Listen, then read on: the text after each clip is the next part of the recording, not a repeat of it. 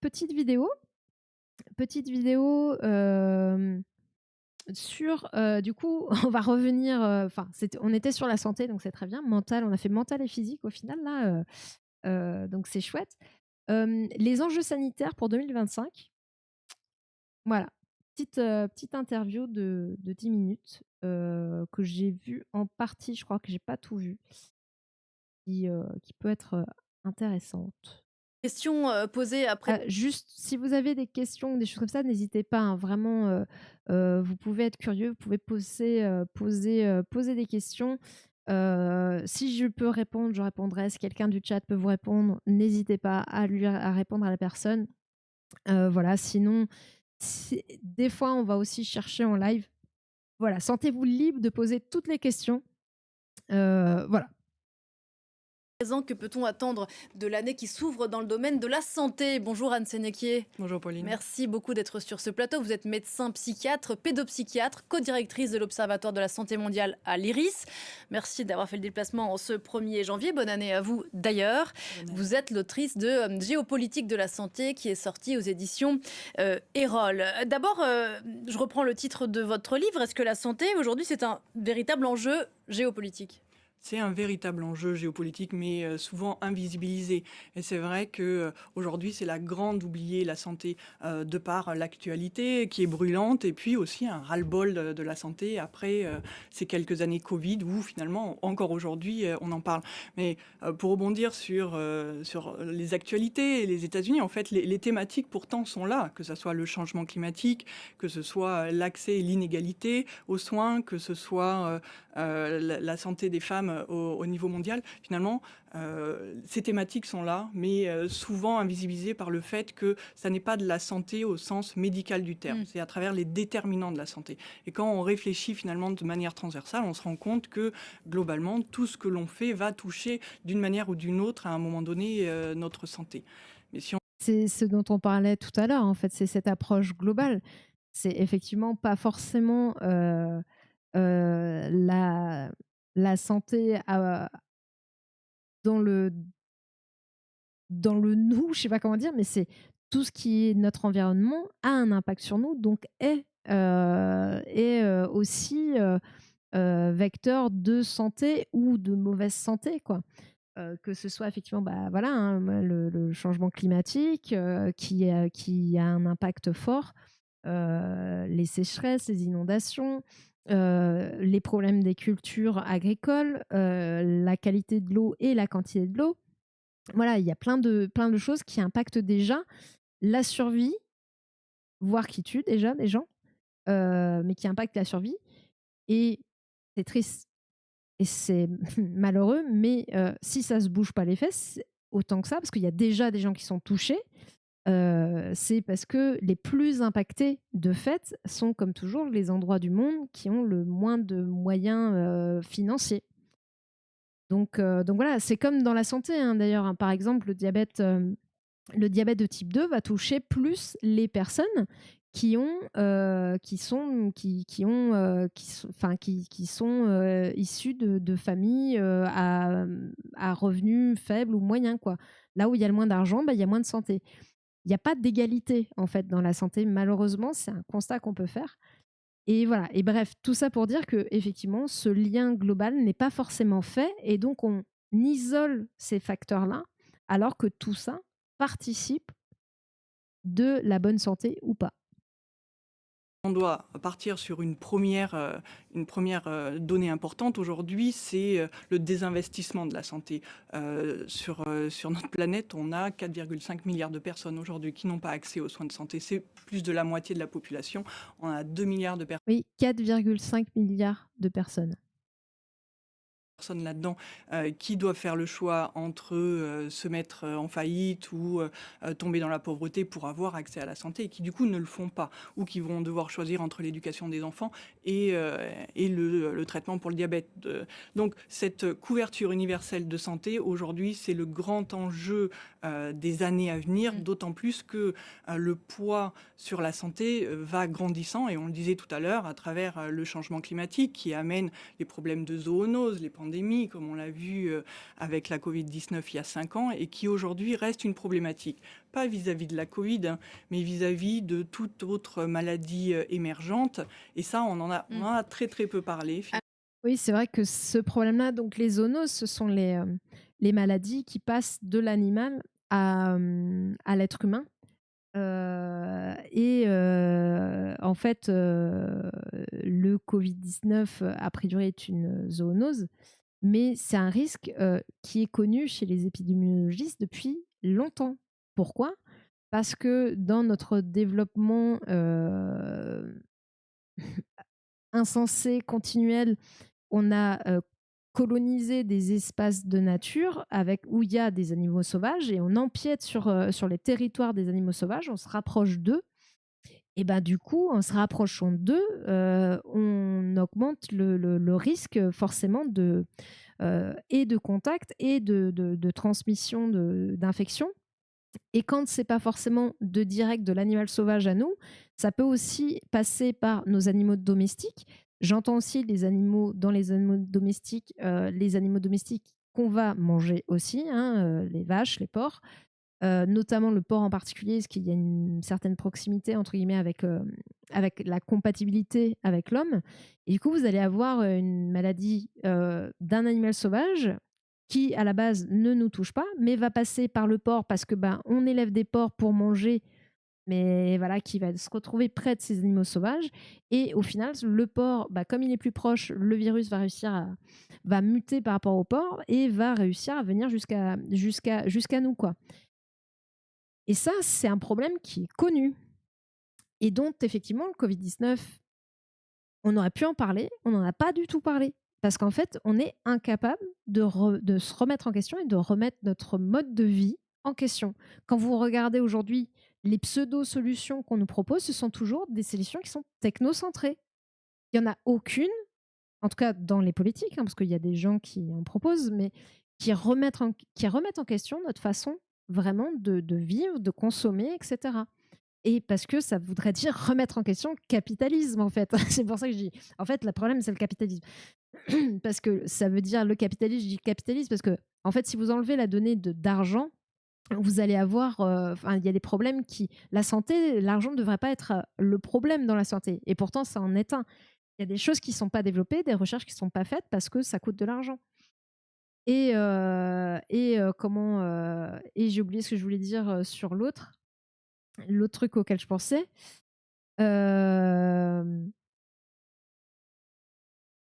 Et c'était sur le fait de toujours consommer plus, d'avoir plus. En fait, c'est pas possible. Les ressources, elles sont limitées. Elles sont pas illimitées. Sauf on voudrait toujours avoir. Alors, c'est pas une inflation, mais en gros, de la croissance. On veut toujours être dans la croissance, mais c'est impossible d'avoir une croissance éternelle. Ça ne tient pas. La nature ne peut pas nous fournir de façon éternelle des ressources, en fait. Il y a un moment donné, on va dire stop, quoi. Alors, désolé, je vais essayer de rattraper un peu le chat, là. Hop. Par ailleurs, la fac. Ah, attendez. J'essaie de vous rattraper. La fatigue des soignants, ouais, privatistes, ouais, avec oui. De toute façon, ils sont pas écoutés aussi. Quand on voit ce qui se passe aux urgences, comment le système. En fait, ce qui se passe aux urgences, c'est vraiment comme on en a déjà parlé, mais le service de santé, c'est une chaîne. Si les urgences sont en train de craquer, c'est parce que cette chaîne, en fait, tous les maillons ont lâché avant, et le dernier maillon, c'est les urgences. Et du coup, ça fait des années qu'ils sont dans la rue et que rien ne se fait. Rien ne se fait. Et même sans parler des urgences, tous les personnels, la plupart des professions dans la santé, que ce soit des paramédicaux ou dans le domaine médical pur, tous le même constat. Il n'y a plus de moyens, il n'y a pas d'organisation, il n'y a rien qui est fait.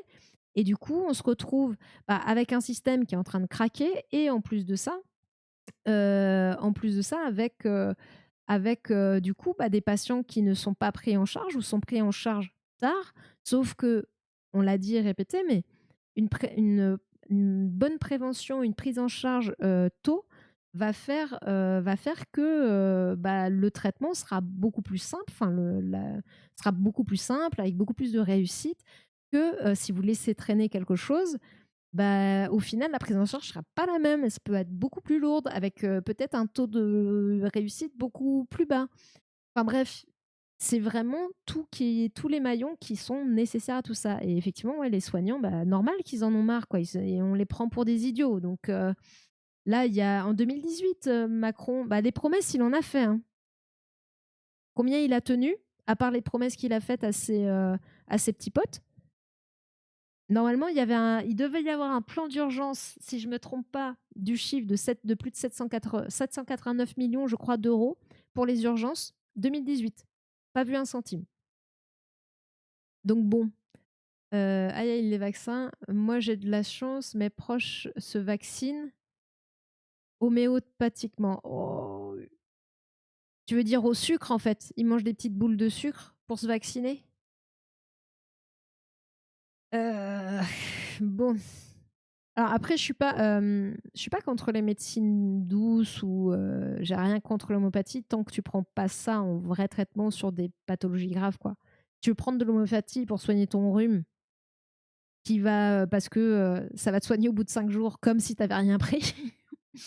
Tu peux. Après, il y a l'effet placebo, il y a pas de souci, parce que même quand tu sais que c'est un placebo, même en sachant que tu prends un médicament qui est un placebo, ça a un effet. Donc pourquoi pas? Donc je suis vraiment pas contre. Mais effectivement, vaccin, homéopathie, non, c'est pas la même chose, quoi. Pour ma part, c'est juste vaccin Covid. Alors j'ai peut-être raté un truc dans la discussion par rapport à ce qui se dit là sur les vaccins. Enfin, pas prendre un vaccin, ouais. Ah, le truc du vaccin et le Covid, c'est vrai qu'il y a eu plein de, je sais pas. Enfin, après moi, enfin, je comprends la méfiance. Après moi, enfin, moi, mon vécu par rapport au vaccin, ça a été, au début, je me suis pas faite vacciner.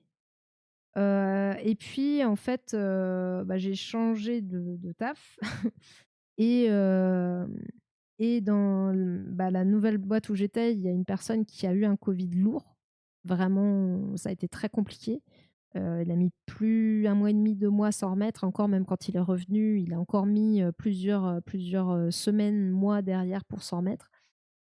Et j'en voyais de plus en plus autour de moi. J'ai flippé, je me suis fait vacciner. Bon, il se trouve que c'est devenu obligatoire derrière, mais en tout cas, pour moi, personnellement, ça s'est passé comme ça. Mais bon, je sais pas trop. Enfin, là, tout de suite, je sais pas trop quoi dire par rapport à ça. Je peux comprendre que c'était une. En fait, ce que je comprends pas, c'est que les gens étaient. Il y a eu autant de friction par rapport à tout ça.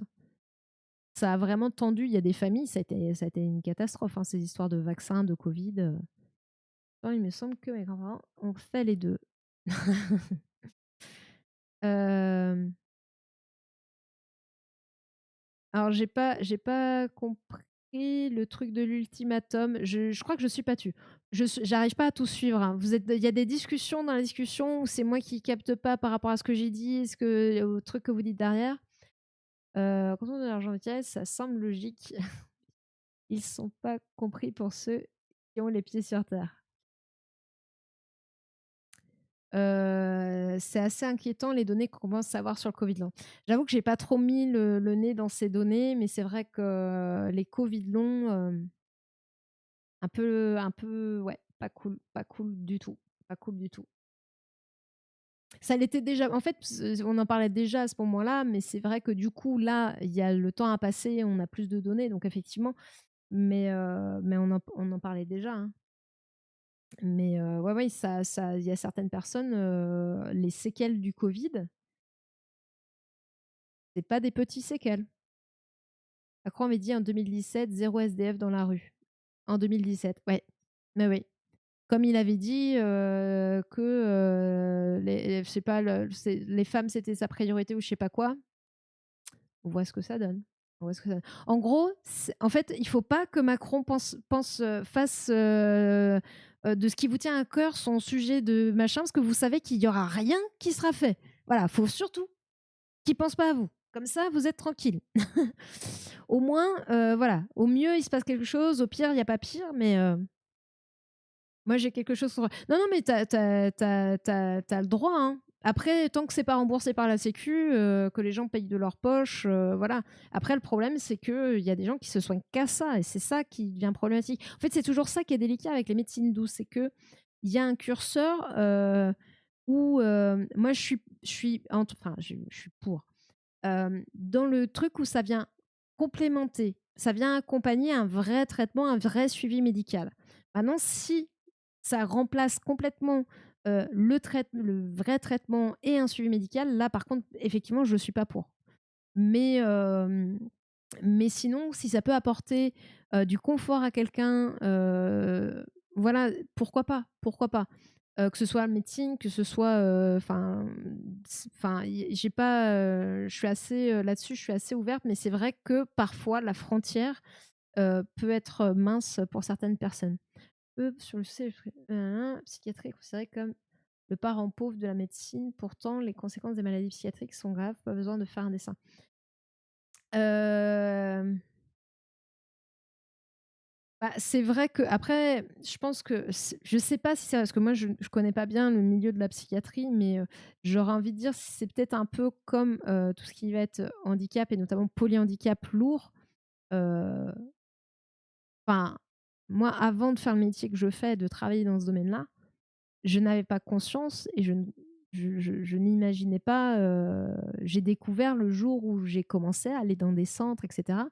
Et c'est comme si enfin, ça fait un peu quelque part, et c'est là où on voit cette espèce de frontière qu'il y a entre le handicap et la société, quoi. C'est vraiment pas un autre monde, mais presque, quoi. Et qui est pas que les gens presque ne soupçonnent pas. Et je trouve ça dommage, quoi, parce qu'il y a enfin, il y a plein de belles choses à échanger. Et est-ce que sur la et en plus, c'est aussi pareil au niveau des moyens et des personnels, franchement, c'est de pire en pire, hein, c'est de plus en plus compliqué. Il y a tellement de centres où vous avez plus assez de kinés, assez d'ergo, voire de médecins, spécialistes, qui passent, de médecins MPR qui passent. Enfin, ça devient de plus en plus compliqué donc j'imagine que la psychiatrie, ça doit être un peu dans cette idée-là. Heu, Avec d'autres défauts, mais pareil, non, où il y a pas de finances, quoi. Où les finances, voilà, c'est délaissé. En fait, c'est vraiment il y a des choses vraiment que quand vous êtes pas dans ce milieu-là, alors c'est normal quelque part, mais je trouve que sur certains trucs, il y a pas de raison, en fait, que ce soit, tant que ça, caché à la société. Parce que ce sont des gens qui font partie de la société, en fait.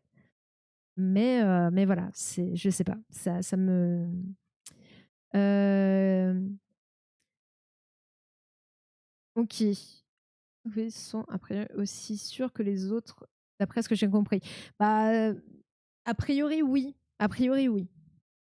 Il y a pas de normalement, c'est la même chose. Après, ce qui a fait flipper, c'est qu'effectivement, pour la plupart, ils sont enfin, pour le fait que entre guillemets, «ils arrivent assez vite», mais en fait, et avec une technologie, d'ARN messager, hem, qui a perturbé beaucoup de personnes parce ils ne savaient pas ce que c'était, ils ne comprenaient pas ce que c'était l'ARN messager, que ça n'allait pas modifier leur ADN et cetera.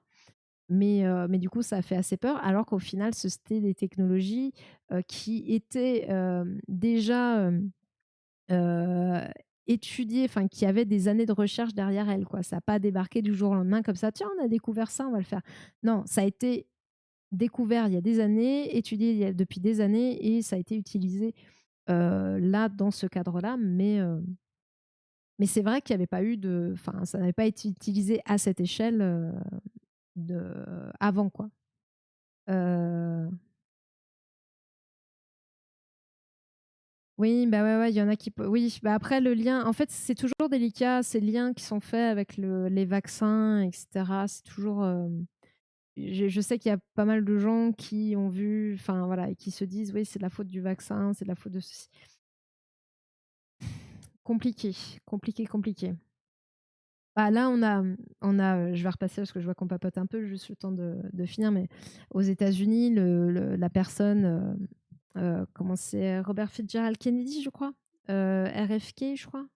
Enfin, bref, qui va être à la santé, qui va avoir tous les instruments enfin tous les pôles de la santé aux États-Unis sous sa coupe. Euh, il est sceptique au niveau des vaccins. Enfin, pour lui, les vaccins. Alors non, c'est l'eau du robinet avec le fluor qui rend les enfants transgenres ou homosexuels. Voilà. On est bien barré, hein. C'est lui qui est à la tête de la santé, hein, je vous garantis, hein, aux États-Unis, dans le gouvernement Trump.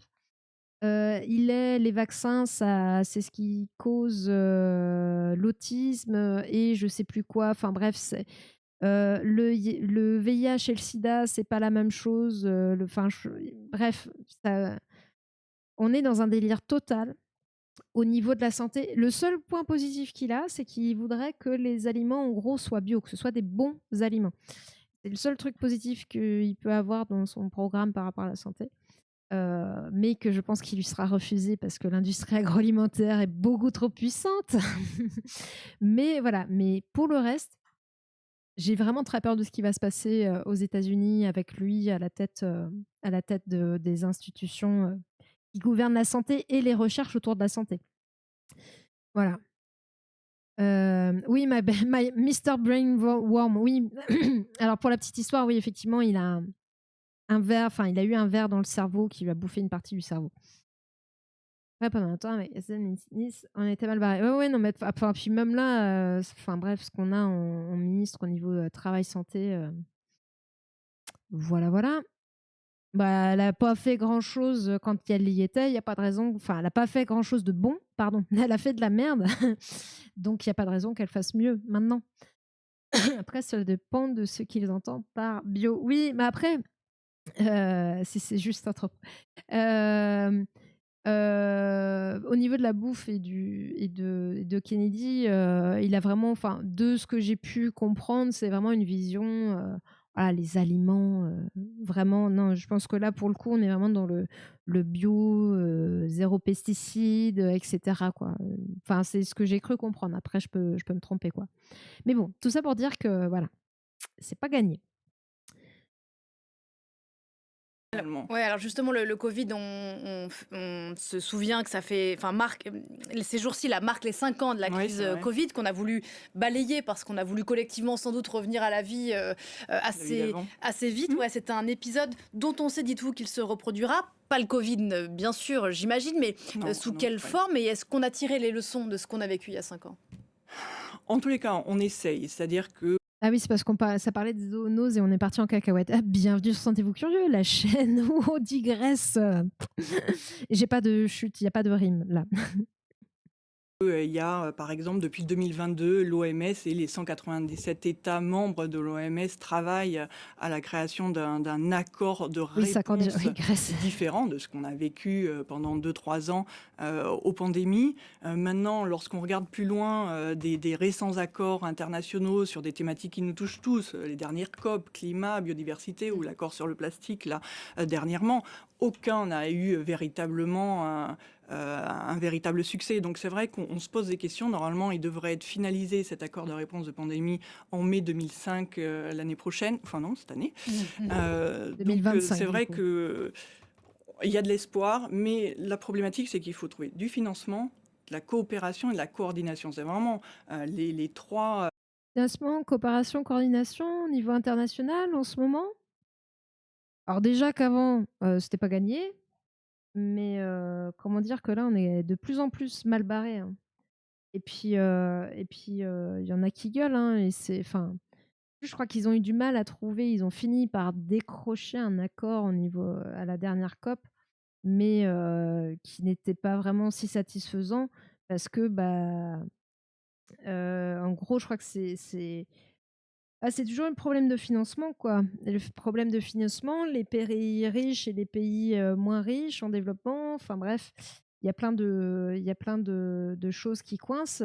Demandez aux autres de ne pas faire ce que vous avez vous-même fait pour réussir à vous développer. C'est un peu fort de café aussi, quoi. Et sans les aider à faire autrement, d'ailleurs. Donc ouais, c'est un peu normal que ça râle, quoi. Hem Et ouais, 5 ans déjà le covid, hein, c'est sûr, hein. Oui, il y a 3 jours, selon machin relou. Attends, j'ai peut-être, passé le truc, Arcator. Selon machin relou. J'ai peut-être, c'est peut-être passé. Ah, c'est le coton-tige dans le pif là, tu as fait un PCR, un test? Alors le PCR à la base, enfin, c'est pas que le test Covid, hein, c'est juste le fait de démultiplier enfin, en fait, de prendre un échantillon et d'en faire, de le multiplier quoi, d'essayer de l'augmenter. Oui, parce que j'ai attrapé la grippe. Ah oui, bah oui, la grippe, gagne, cette année, c'est la grippe qui a gagné sur le Covid, hein. En tout cas cet hiver, on va dire. En tout cas pour l'instant. Parce que bon, les 2 rentrent un peu, sont un peu en compétition du coup, hein, et s'il y a plus de grippe, bah, il y a moins de Covid et s'il y a plus de Covid, il y a moins de grippe. Mais oui, oui, là, c'est franchement, se dire, vu ce qu'il y aurait besoin de faire pour, changer tout ça, franchement, il va falloir qu'on se serre les coudes et qu'on trouve nous-mêmes les solutions, je pense. On peut signalement pour qu'un membre de sa famille soit interné, si j'ai bien compris. Attends, OK, attends. Hem, alors si je prends que ta phrase, il me semble que c'est possible. Il me semble que c'est possible. Après, dans tous les cas, il me semble que c'est possible, mais je ne crois pas qu'on puisse le faire pendant je sais pas combien de temps, quoi. Si c'est contre, si la personne ne veut pas elle-même et si, un médecin ne dit pas qu'il y a besoin, quoi. C'est une sale grippe, elle m'a cloué 4 jours de soins. Eh mais la grippe, elle peut être, bien, bien, bien, bien sévère, hein. Bien, bien sévère, hein. Attendez, mais alors je suis désolée parce que comme, je dis des trucs, je lis le message après, parfois j'ai plus le fil de ce que j'ai dit et ce à quoi vous réagissez, je suis désolée.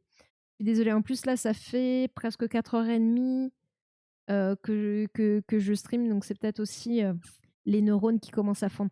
Enfin, même si j'ai fait pire que ça. Mais voilà et en plus là, bah, vous participez pas mal et merci beaucoup, hein, de participer autant dans le chat, c'est cool. Mais c'est vrai que du coup, il y a des fois, je suis en décalé avec vos commentaires, donc je m'excuse. N'hésitez pas à à juste resituer éventuellement des fois quand vous mettez un commentaire. Je sais que maintenant que je stream, j'essaie de faire gaffe à ça. Quand j'écris, à me dire: «Ah, il va peut-être le lire pas dans la foulée», donc je remets un truc. Et Philémon, merci. Effectivement, le Discord, n'hésitez pas à rejoindre le Discord de Sentez-vous curieux. Vous retrouverez tous les articles, tous les choses qu'on a vues aujourd'hui en live seront sur le Discord. Et en plus de ça, vous pouvez aussi, il y a, un salon Vos propositions. Vous pouvez proposer des articles, des sujets, des vidéos aussi, parce que le dimanche soir, on fait un react. C'est vrai que j'ai pas fait tout à l'heure quand le raid est arrivé, mais parce que j'ai pas le réflexe et en plus de ça, j'ai pas l'habitude. Il y a le programme, donc normalement le lundi soir et d'ailleurs ça va reprendre, lundi prochain, c'est lecture du livre «Comment nous sommes devenus bipèdes» de Christine Tardieu. Le mercredi 18h, c'est Actu Santé. Donc voilà, on lit des articles, parfois petits docus en fonction du temps, enfin voilà, que ça prend. Et le dimanche, toujours 18h, hein, moi c'est 18h. Peut-être que je décalerai un peu parce que je vois que souvent les gens arrivent plutôt vers 18h30, 19h. Voilà, donc je sais pas si 18h c'est peut-être pas un peu J'adore la trop tôt. science. Et merci Luciole, merci Luciole pour le follow. Et le dimanche, en général, on essaie voilà, de choisir un documentaire et on fait un petit react, sur le docu. Voilà, après ça dépend. Des fois, c'est un sujet, c'est plein de petits docus, ça dépend. Ça dépend, ça dépend, ça dépasse. Mais voilà, pour vous donner un peu le programme. Et le Discord, c'est aussi l'endroit où si jamais après, il y a les réseaux sociaux aussi, où je suis vraiment un petit peu, hein, je ne cultive pas les réseaux sociaux, je n'aime Je n'y suis pas moi-même en tant que, voilà, en tant que Gaëlle, personne qui va, sur des réseaux sociaux et en tant que Sentez-vous curieux, j'y suis pas beaucoup, mais des fois je mets quand même des infos là-dessus. Après je vais toujours privilégier le Discord pour vous prévenir si jamais il y a un live qui est décalé, qui est annulé ou autre. Donc voilà, n'hésitez pas, le Discord, c'est vraiment le cœur de Sentez-vous curieux. Donc n'hésitez pas à rejoindre la communauté des curieux. Je ne sais plus ce que je disais, je ne sais plus ce que je faisais, donc on va retourner, à l'interview. Ah oui, la coordination, et tout ça, le financement qui sont compliqués à trouver. Maillon faible aujourd'hui Mm. des relations internationales. Il y a 5 ans, on se souvient que le président français, notamment, avait dit que l'indépendance thérapeutique de la France et des Mm. Européens, on se souvient de ce qu'on a vécu, était une priorité. Est-ce qu'en 5 ans, on a avancé là-dessus? Ah oui, On et a puis le avancé sur labo qui certaines vient de se choses. On faire a racheter. effectivement rapatrié certaines lignes de production médicamenteuses, notamment les médicaments essentiels. Je pense que beaucoup des téléspectateurs se souviendront des ruptures de Doliprane pédiatrique, des antibiotiques véritablement basiques qui nous manquaient. Donc ça commence à revenir sur le territoire, mais au-delà de penser À souveraineté Privatis, sanitaire 8h40, nationale, c'est il va possible. falloir J'ai penser fait plus de souveraineté 7 heures sanitaire déjà. européenne. C'est aujourd'hui financer une santé au niveau d'un État, ça n'est pas possible de le tenir au niveau d'un État seul parce que c'est trop cher et qu'aujourd'hui on ne fait plus de la médecine dans un garage à trouver un médicament, mais c'est des investissements énormes. Et c'est vrai qu'en Europe, on a cette chance d'avoir l'avantage de la chimie, de l'Allemagne, de la recherche et développement du Danemark, de la vaccination, même si sur le Covid, ça n'a pas fonctionné, mais en France. Donc c'est en unissant toutes C'est nos... vrai qu'aujourd'hui, enfin, c'est vrai que la recherche coûte très très cher et qu'en plus il y a, alors je vais prendre, alors c'est un peu, j'en parle pas mal parce que je trouve ça assez fou. Mais par exemple sur l'antibiorésistance, le fait que les bactéries deviennent des super bactéries résistantes aux antibiotiques, ça va clairement poser des problèmes. Ça en pose déjà. Et ça va clairement poser des problèmes à l'avenir, hein. On parle de, voilà, je crois que c'est 10 millions de morts d'ici 2035 si on ne trouve pas de solution. On n'a pas de nouveaux antibiotiques qui sortent parce que voilà, parce que on est arrivé peut-être aux limites aussi de cette, je vais dire, technologie, de cette chimie, pas trop comment je peux l'appeler, enfin de ce principe médicamenteux en tout cas. Et il y a autre chose qui existe, qui est la phagothérapie. Ce sont des phages, alors c'est pas, enfin bref, la phagothérapie, mais le problème, c'est que à développer, à faire des recherches, ça coûte très très cher et que ça n'est pas rentable. Donc, pour les labos éventuellement, parce que c'est difficile de trouver les phages, de les garder, de les cultiver, enfin bref. Parce que la différence entre les phages et l'antibiothérapie, ça va buter toutes les bactéries. C'est vraiment, ça couvre large. Le phage, ça va tuer que certaines bactéries. Vraiment, ça va cibler, c'est vraiment un sniper. Ça cible la bactérie, une bactérie en particulier. Mais sauf qu'il faut trouver quel phage tue quelle bactérie. Donc c'est ça qui est un peu compliqué. Et en plus de ça, il y a le fait de, voilà, de l'industrialiser. C'est pareil, c'est compliqué. Et du coup, comme ce n'est pas rentable, en tout cas pas pour l'instant, alors que ça fait quand même quelques années que c'est connu, mais voilà, c'est toujours pas rentable. Eh ben, il n'y a pas d'investissement dans le privé, sauf que c'est le privé qui a le plus de moyens. Et bah, dans le public, c'est compliqué d'avoir des investissements. Donc, il y a des choses qui sont faites, mais très très peu, malheureusement, quoi. Que notre résistance aux antibiotiques peut augmenter du fait que les viandes que nous consommons sont bourrées d'antibiotiques. Euh, Alors, je ne suis pas sûre. La réponse que je vais te faire, c'est surtout que le fait que les animaux d'élevage soient systématiquement traités par antibiotiques, même enfin voilà, même par du préventif, alors que nous on dit comment les antibiotiques aujourd'hui en tout cas on le dit, les antibiotiques c'est pas automatique, fait que bah au final même si c'est pas le fait de consommer cette viande qui va expliquer la résistance, mais en tout cas les bactéries qui sont présentes chez ces animaux d'élevage elles, sont confrontées à ces antibiotiques et donc deviennent résistantes. C'est plus ça qui fait que sauf que ces bactéries, elles peuvent être chez l'animal, mais elles peuvent nous contaminer aussi.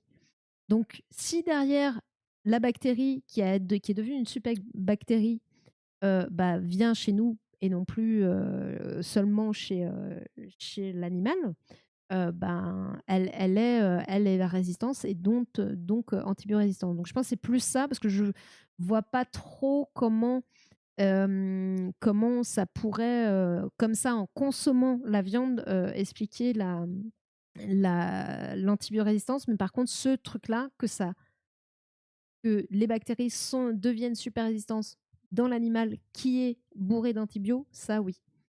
Est-ce qu'on rationnera pas le temps que les industries s'organisent? Non, je prends tout. Bah, c'est compliqué. Mais ouais, ouais, le financement, c'est compliqué. Donc c'est vrai que si en Europe on arrive à travailler ensemble, mais bon, on voit que même dans les États européens, ça devient compliqué, hein. Il y a des États qui basculent à l'extrême droite. On va en faire bientôt partie? J'espère pas, croisons les doigts pour que non.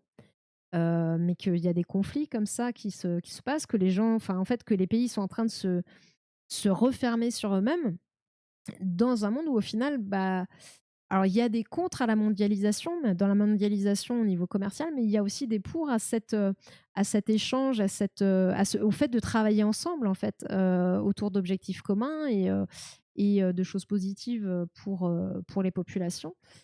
Et malheureusement, ça me fait pas, ça me fait pas, enfin, c'est pas ce vers quoi on tend. Alors que c'est vraiment ce qu'il faudrait faire et on est plutôt complètement, à l'inverse ces derniers temps de ça quoi, de cette stratégie, Nos d'équipe. capacités et nos forces qu'en Europe, on peut effectivement construire cette Europe de la santé et notamment cette Europe de la santé n'existait pas avant le Covid. Donc oui, Mmh. il y a des avancées. Maintenant, est-ce qu'on est prêt pour faire face à une nouvelle épidémie qui deviendrait C'est une chaîne pandémique? que je Il faut connais, aussi penser Philemo? population, éducation sanitaire, confiance envers les autorités sanitaires. Et là, Tout à fait. on a encore du travail à faire. Il y a une épidémie dont on a beaucoup parlé ces derniers mois, celle du Mpox. Vous évoquiez ces zoonoses, ces maladies infectieuses qui Mm. passent de l'animal Le leur traducteur, le sous-titrage de YouTube est aussi, fait autant de blagues que le mien, j'ai l'impression.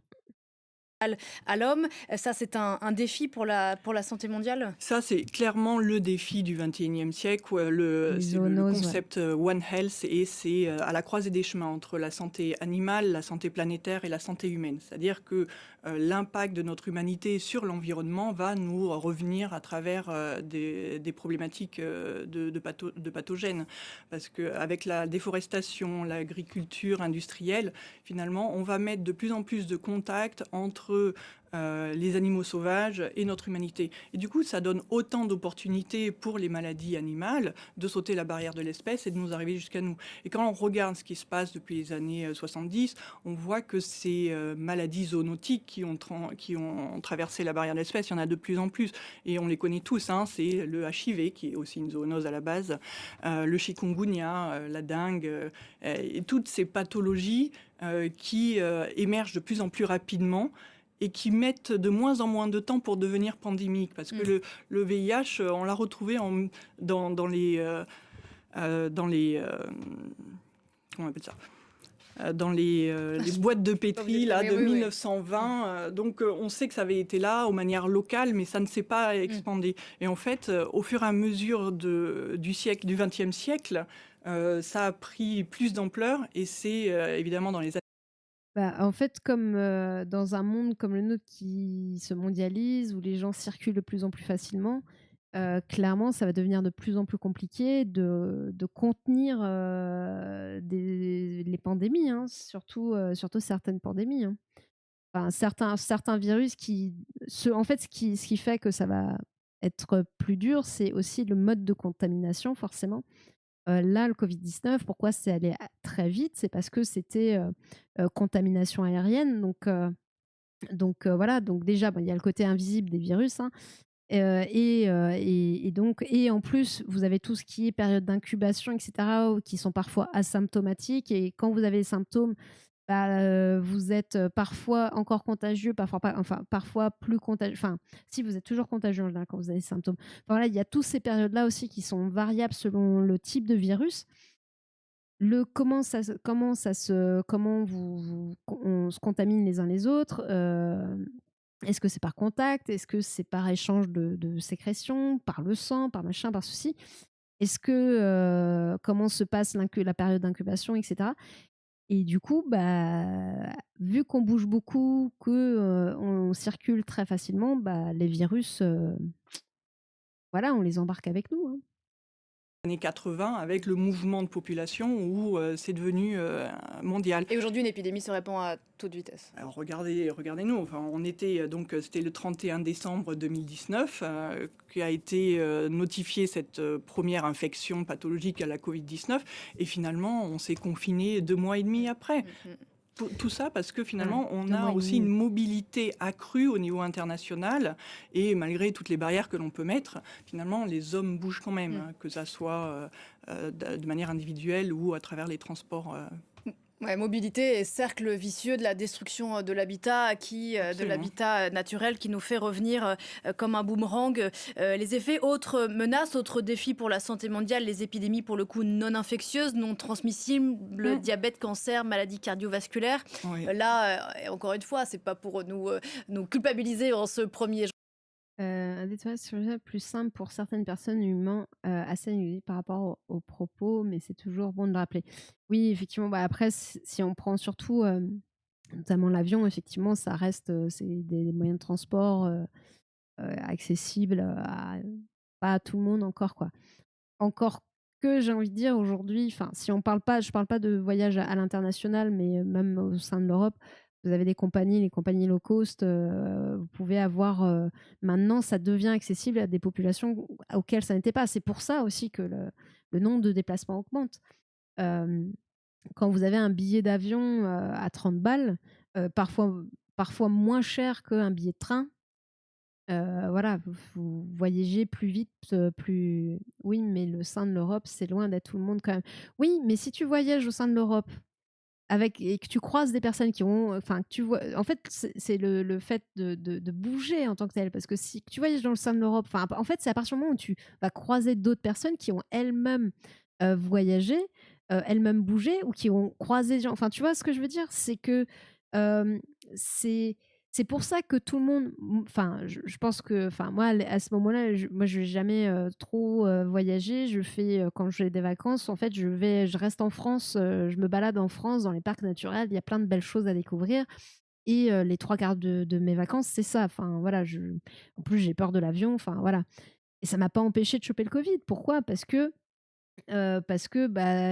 toi, tu as beau peu, te déplacer, si tu considères que l'Europe, c'est peu se déplacer, mais les gens bougent, les gens rencontrent d'autres gens qui peut-être ont bougé, qui peut-être viennent d'ailleurs, et c'est aussi ça qui est chouette de rencontrer des gens qui viennent d'un peu partout et d'échanger. Mais bon, ça t'empêche pas d'être contaminé, hein. Ah, mais on est bien d'accord, quand je disais certaines personnes, je parlais grosso modo de l'Occident. Oui, oui, oui, oui, oui, c'est pas faux. Oui, oui, je vois ce que tu veux dire. Mais mais bon, tu auras quand même toujours des gens, soit effectivement des occidentaux pour aller dans d'autres pays, soit quand même quelques personnes d'autres pays qui peuvent venir aussi, quoi. Même si effectivement il y en aura moins, quoi. Mais heu, mais bon, ça peut aller très, très vite, hein, ça peut aller très, très vite, hein. Même si tu comprends que le proche en proche, ça peut aller très vite, hein. Après, sur le plan plus philosophique, je pense perso que l'univers se portera très bien sur l'humanité et que nous sommes que des grains de sable qui nous accrochons à l'existence, sans jugement positif ou négatif. C'est le propre, du vivant, hein, de s'accrocher à l'existence et à perpréter, enfin, et à continuer d'exister à travers sa descendance, enfin, à ce qui paraît. Après, il y a pas, enfin, philosophiquement, à quoi tout ça sert? On sait pas. Il y a pas vraiment de réponse. Mais c'est sûr que, enfin, de toute façon, la Terre, et j'espère la vie sur Terre nous survivra, ça c'est sûr, hein. Mais là, on est en train de trop déconner pour pouvoir survivre très longtemps, hein. Enfin, en tout cas, à l'échelle du temps terrestre et de la vie sur Terre, on est rien du tout. On a fait à peine une seconde, quoi. On est rien, on est que dalle, quoi. Heu, dans un aéroport, il y a tellement peu de personnes qui transitent en peu de temps. Oui.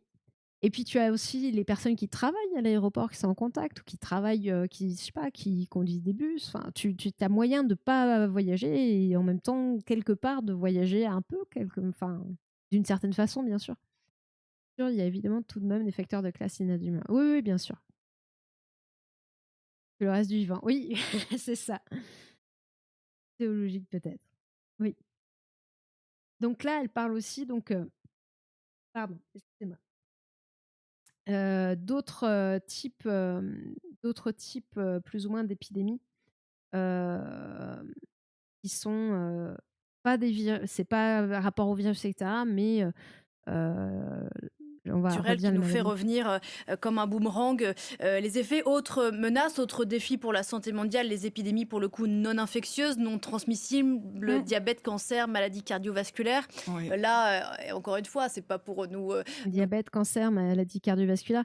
Alors, j'ai parlé, je parle régulièrement de diabète et notamment du diabète de type 2, sur la chaîne. Alors je ne sais pas pourquoi je suis je suis assez sensible à ce sujet. En fait, parce que je pense que c'est tout simplement une pathologie qui, dans la plupart des cas, pourrait être évitable.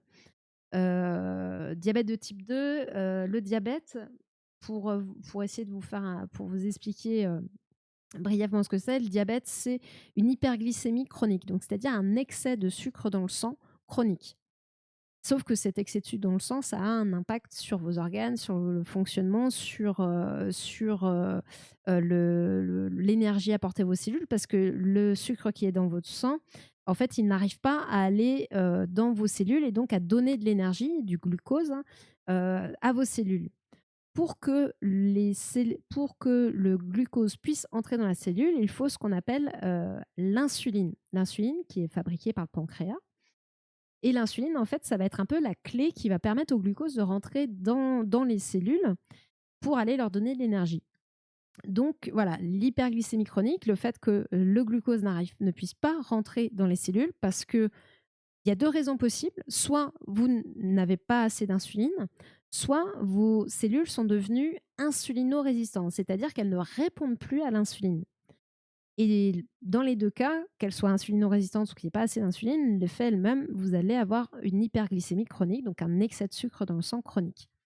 On a essayé des salons intéressants avec des ressources suite à nos précédents lives sur l'idée. Oui, oui, il y a plein de choses sur le Discord par rapport au diabète de type 2. Vous avez aussi, dans les temps forts de la chaîne, notamment des temps forts sur le diabète. Alors, il y a la JMD, c'était la Journée mondiale du diabète, où là, j'ai fait un live, je crois, de 7 heures d'ailleurs, que j'ai normalement redécoupé. Vous avez plusieurs petits chapitres.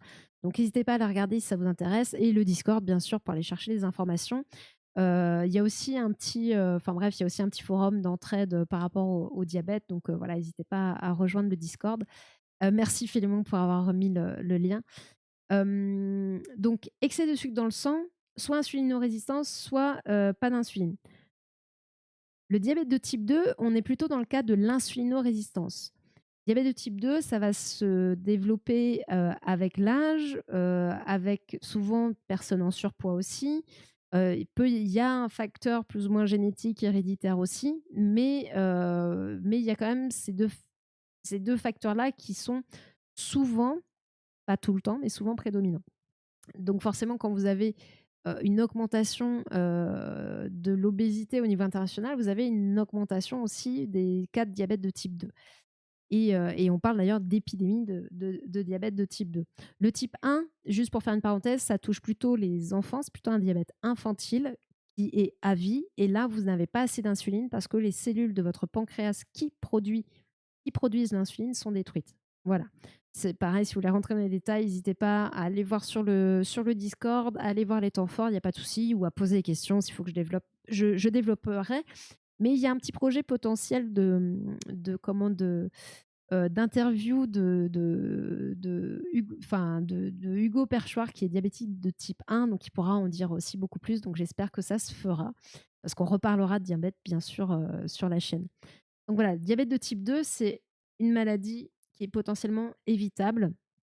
Le problème aussi du diabète de type 2, c'est que ça va s'instiller dans le temps, donc les symptômes vont pas forcément se faire sentir tout de suite, où on va mettre ces symptômes, la fatigue, le fait d'uriner ou de boire beaucoup, enfin d'uriner beaucoup et de boire beaucoup sur autres choses, hein, bah, par exemple, bah, je vieillis, je bois plus, j'urine plus, c'est normal, enfin voilà, j'en sais rien, enfin voilà, on peut facilement, passer à côté.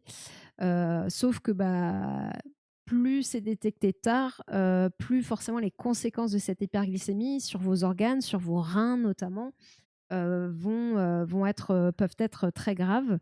Moi, dans mon métier, alors moi, je me suis pas spécialisée dans la prothèse, mais j'ai été formée quand même aux prothèses.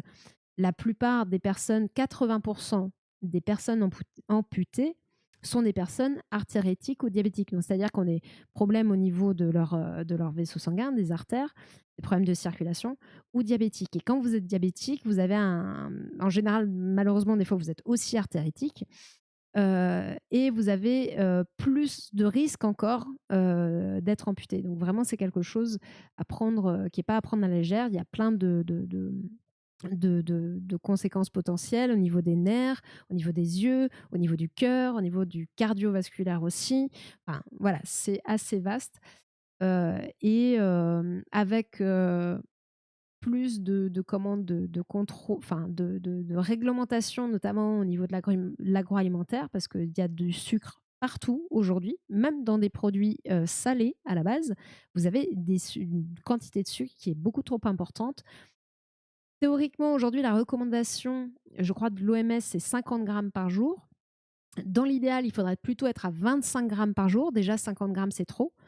Et notre consommation est, dans les faits, plutôt autour de 90 à 100 grammes par jour de sucre.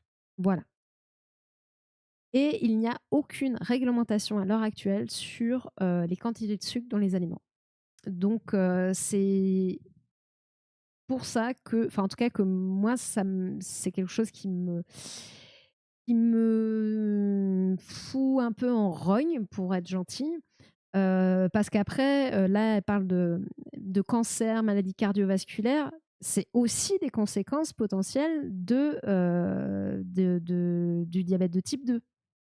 Voilà, donc tout est plus ou moins lié, quoi. Culpabiliser en ce 1er janvier, mais c'est beaucoup dû à nos modes de vie, à nous les humains. Oui, on peut se jeter la pierre, c'est Mmh. clairement dû à notre mode de vie. Et après, je pense que plutôt que de remettre la responsabilité sur la consommation et le comportement individuel, il faut aussi penser au niveau industriel et des politiques de santé publique. Par exemple, Ça, je suis très contente qu'elle le dise parce que c'est vrai que on est dans une société où on nous fait culpabiliser tout le temps. T'es pas ceci, t'es pas cela, mais tu fais pas d'efforts, mais machin. Enfin voilà. Je pense notamment malheureusement aux personnes en surpoids, etc. Enfin, c'est juste n'importe quoi. Euh, Faut arrêter. Enfin, il y a un moment donné, on a vu il y a pas longtemps un reportage aussi sur bah, le sucre. En fait, le sucre active le circuit de la récompense. Donc en fait, c'est une drogue, le sucre. C'est une drogue. On le dit des fois en rigolant, mais c'est une vérité. Et en plus, plus vous en consommez, bah, en fait, un peu comme les drogues, plus votre cerveau va être sensible à cette drogue. Donc plus il va y réagir. Donc forcément, bah, c'est le cercle vicieux. Donc c'est bien beau de jeter la pierre individuellement aux gens, mais quand vous avez des politiques et des industriels qui ne cherchent en rien à modifier quoi que ce soit, parce que le business est trop juteux pour ça. Parce qu'en fait, à la base, dans l'alimentaire, dans les aliments, vous aviez le problème, enfin, ce qui avait été dit comme étant un problème, c'était le gras dans les aliments. Donc en fait, les industriels ont fait OK, pas de souci. Ben, ils ont trouvé une J'adore la parade, ils ont science. remplacé. Et merci pour le follow, Xaya, sois le bienvenu, sois bienvenu. Euh, qu'est-ce que je voulais dire. Oui, donc ils ont dit bah, qu'à cela ne tienne, le gras, bah, on va le remplacer par du sucre. Ça donne du goût, les gens aiment ça. En plus, au final, ça fait plein de trucs cool, qui nous vont bien puisque ça rend les gens accros. Alors que je crois qu'avec le gras, vous avez moins ça, même si le gras, c'est la vie. Après, il y a des bons et des mauvais gras aussi, hein. Après, je suis pas nutritionniste, donc me demandez pas trop des conseils alimentaires. Vraiment, je suis pas là, pas la bonne race du tout. Mais voilà, du coup, ils ont trouvé cette et Playful. Il y a pas de souci, Playful, il y a pas de souci. Sois le bienvenu. Merci, en lurk très intéressant et très d'accord. Il y a pas de souci. Enfin, le lurk, je pratique aussi, hein, comme je disais tout à l'heure, il y a pas de problème. Et si c'est intéressant, bah, c'est top, c'est top, c'est top, parfait. Et si on rigole aussi, c'est bien aussi, hein. On aime bien dire des bêtises aussi, hein, rassurez-vous, hein.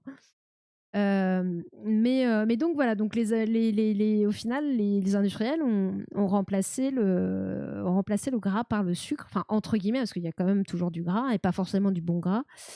Et résultat, je t'ai pas dit, et bonne année Playful. Je sais pas si je t'ai dit bonne année Playful tout à l'heure, j'ai un doute. Et donc voilà, et aujourd'hui, alors que bizarrement, alors qu'à l'époque, ils ont réussi à imposer aux industriels de plus ou moins virer les graisses. Aujourd'hui, sur le sucre, il n'y a rien qui est fait. C'est considéré en fait comme un aliment lambda, et donc il n'y a aucune restriction de quantité dans les aliments. Voilà, voilà. Et donc je trouve que c'est, en fait, pour moi, c'est vraiment le symptôme de ce qui cloche aussi, et je pense que c'est pour ça que ça tient à cœur, qui cloche dans notre société.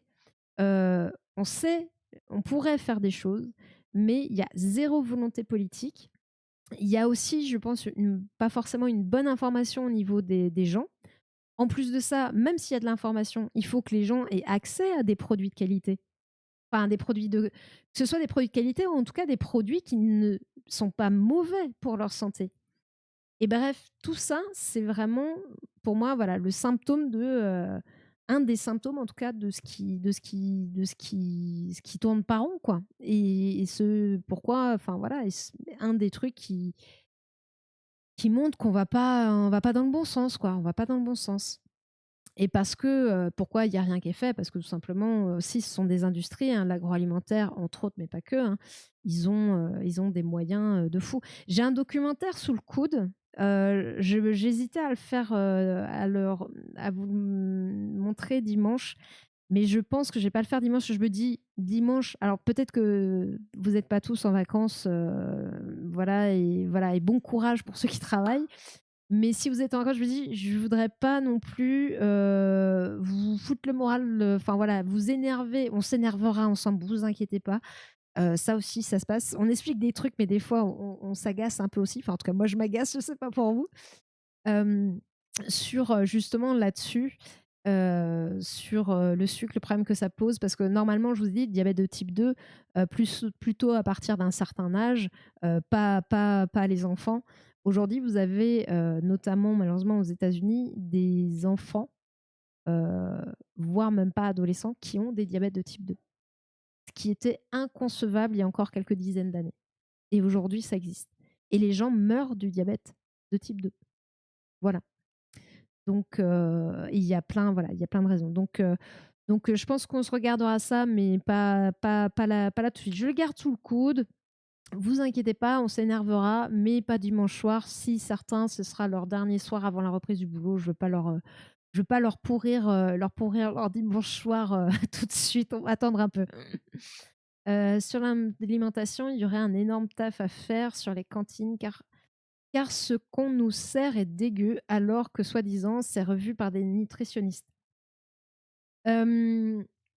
Alors, je suis pas diététicienne, je suis pas nutritionniste, donc c'est un petit peu dur pour moi d'en parler. Après, je pense qu'il faut faire la différence entre un truc qui est pas forcément très bon au niveau du goût et le fait que, au niveau nutrition, quand même, tu aies ce qu'il faut. Je pense que le goût et nutrition, il n'y a pas forcément de rapport entre les deux. Tu as des choses que tu n'aimes pas du tout et qui peuvent être très intéressantes nutritionnellement parlant, mais juste c'est pas à ton goût, donc tu le manges pas, quoi. C'est pas ton truc, quoi. Comme je sais pas, les choux de Bruxelles ou les brocolis pour les gamins, ou des conneries comme ça, mais Mais ce que je veux dire par là, c'est il y a pas forcément de rapport avec le goût et le fait que ce soit, nutritionnellement, on sert du surgelé. Après je crois pas que le surgelé peut-être ça manque de goût, mais je crois qu'au niveau nutritionnel, c'est pas forcément le pire. Dans le sens où, il me semble qu'on peut te conseiller d'éventuellement, si tu as des légumes, de les couper, de les surgeler, que ça va garder quand même plus, certaines choses que si tu les prépares d'une autre façon, bref, enfin, si tu les «conserves» entre guillemets d'une autre façon. Mais là-dessus, je j'ai pas envie de trop je m'avancerai pas trop parce que vraiment, encore une fois, c'est pas mon domaine et je suis pas un exemple au niveau de l'alimentation, donc pas une très bonne, alimentation. Donc ça et si je devais avoir une, une comment? Une bonne résolution, ce serait là, mais ça va être compliqué. Je vais pas la prendre. Mais mais il me semble que le surgelé, c'est pas pire. Après, tu peux te dire, et les emballages de poissons, chimiques. Ouais, ouais, après oui, après en fait, ce que je dis pas que, ce qu'on sert à la cantine est forcément bon. Je dis que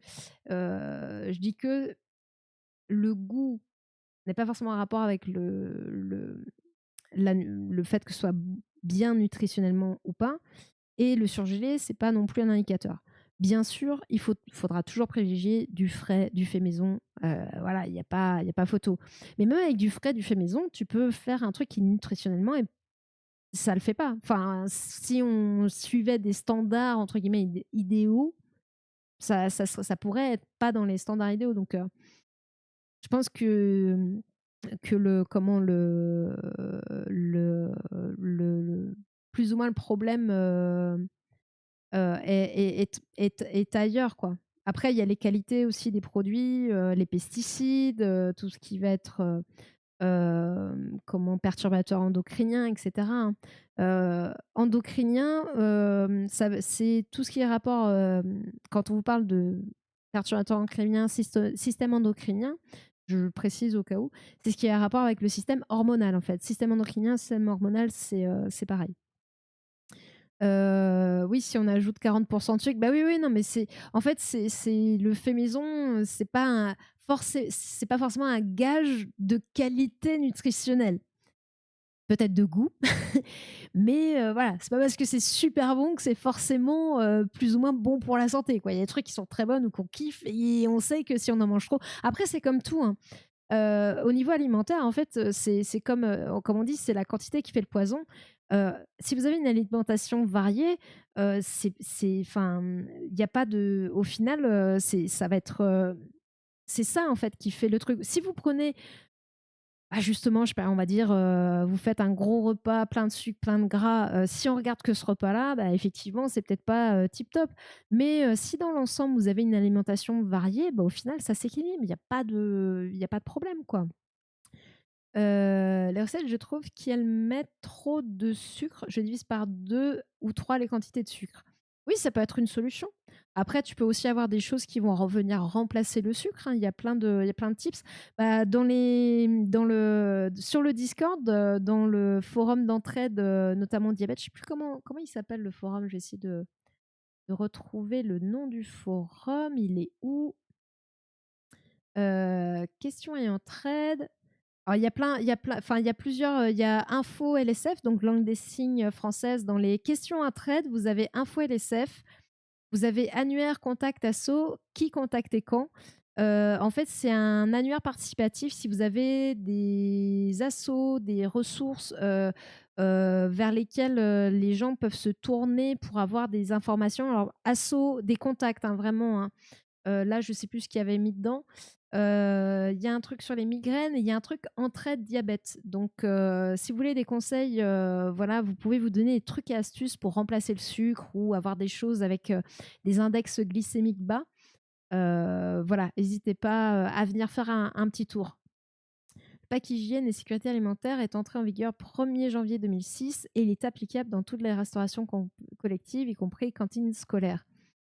Après, quand tu dis hygiène et sécurité, ça va être plutôt dans le fait qu'il y ait pas de contaminants dans la nourriture ou tu parles aussi de la qualité des produits et du côté nutrition. Parce que hygiène et sécurité, pour moi, c'est juste le côté tu vas pas transmettre des maladies, des cochonneries, des infections, quoi. Je sais pas si ça inclut le fait de pas utiliser de comment c'est la base de la formation de diététicien. Ok, ok, ok.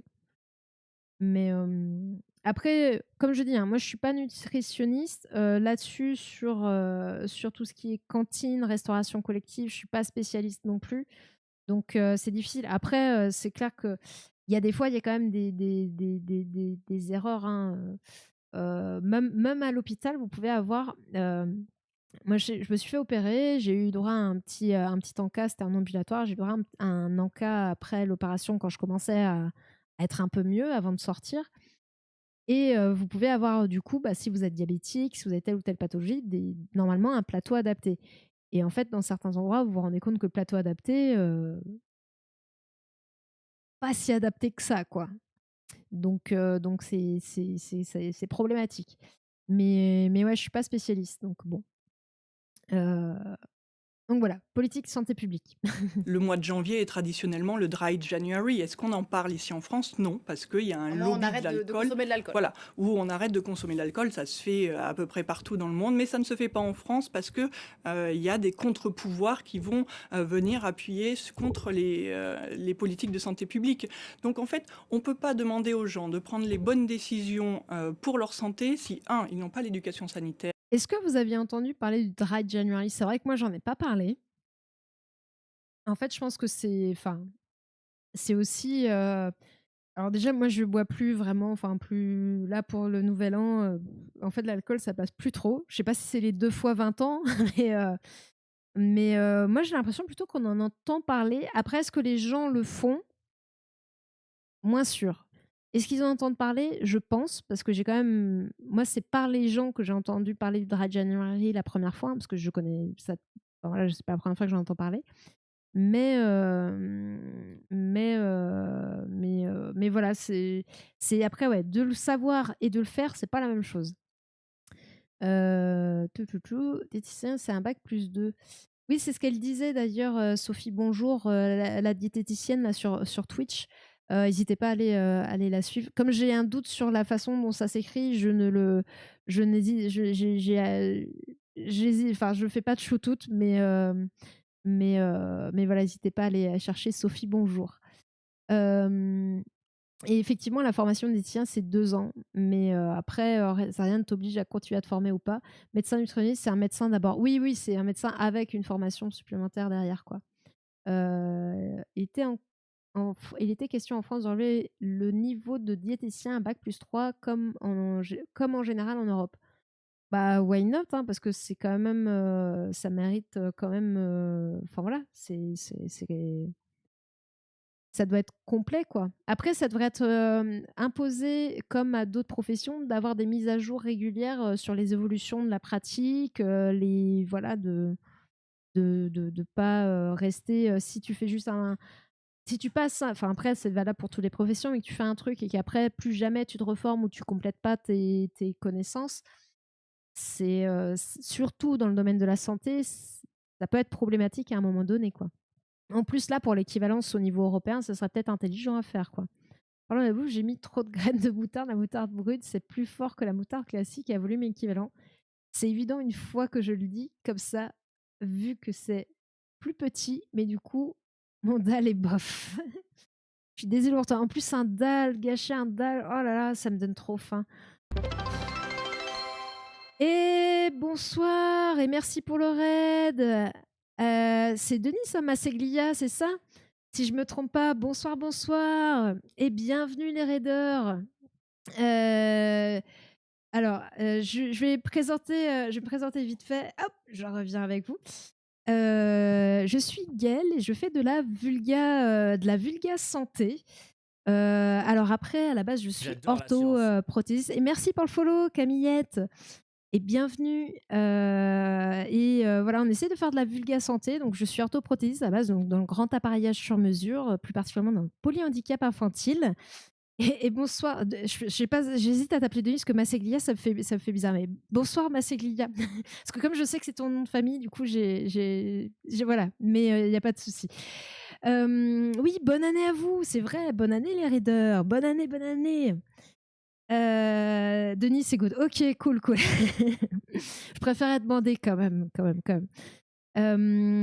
Donc, Denis, tu es député, c'est ça? Député, député, voilà, tu es député.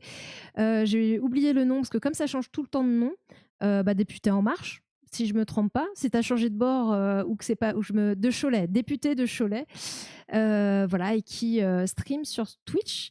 Donc n'hésitez pas, je vais faire un petit shoot-out. Allez, allez le voir. Tac, tac, tac. Hop. Et oui, oui, ça y est, non, non, ça y est, je commence à EPR Renaissance En Marche. Ah, mais on est d'accord qu'il y a beaucoup trop de changements à un moment donné. Voilà. Faut arrêter les changements d'étiquette. Mais de tous les bords d'ailleurs. Hein, vous avez tous le même problème là-dessus. Hein. Parce que ça change pas le contenu. Hein. T'as beau changer le contenant, ça change pas le contenu.